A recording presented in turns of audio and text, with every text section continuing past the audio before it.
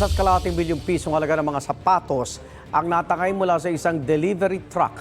Matapos mahak umano ang delivery app. 5 ang inaresto. Paliwanag naman ng mga suspect na utusan lang sila na buhatin ang mga kahon ng sapatos. Laging una ka sa balita ni Bea Pinlac, exclusive. Sa kulungan na sinalubong ng lalaking yan ng bagong taon, kasama ang 4 niyang kapitbahay na kasabot niya umano sa pagtangay sa sandamakmak na sapatos mula sa isang truck na binok sa isang delivery app. Ayon sa pulisya, nag-book ng delivery truck ang seller para mapadala ang 60 box ng sapatos mula Maynila patungo sa buyer sa Pasay.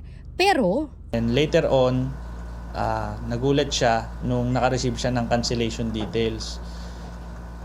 Pero na-receive na yung mga parcel. Nakuha na yung 60 boxes ng sapatos bago siya maka-receive ng cancellation details. From there, nabago din yung drop-off location ng mga items.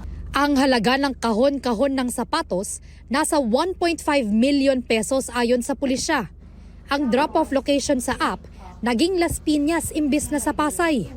Agad raw pina-check ng seller ang logbook ng bodega nila para matunto ng driver na nag-pick up sa mga sapatos. Nakipag-cooperate naman siya kasi kahit siya mismo nagtataka kasi medyo alanganin yung lugar na pagbababaan niya.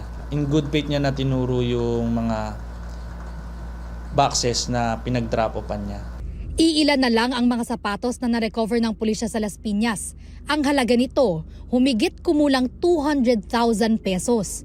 Ang iba, posibleng nabenta na matapos i-pick up ng isang van ayon sa pulisya.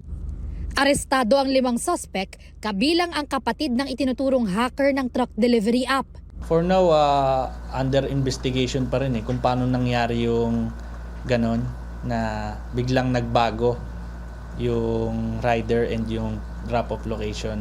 Patuloy pa rin natin hinahanap yung pinaka-mastermind, yung hacker na sinasabing kapatid nung isa sa mga nahuli natin.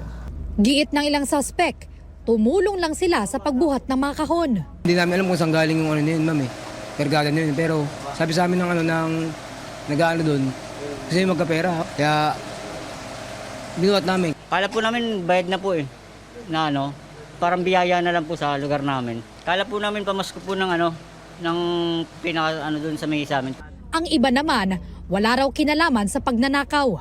Hindi po ako nagtulong sa pagbubuhat po. Wala po ako ron. Reklamong estafa kaugnay ng Cybercrime Prevention Act ang isinampa laban sa mga suspect. Paalala ng pulisya sa publiko, maging mabusisi sa pag-check sa detalye ng mga nabubuk na driver sa mga delivery app. Ito ang unang balita. Bea Pinlac para sa GMA Integrated News. Igan, mauna ka sa mga balita, mag-subscribe na sa GMA Integrated News sa YouTube para sa iba't ibang ulat sa ating bansa.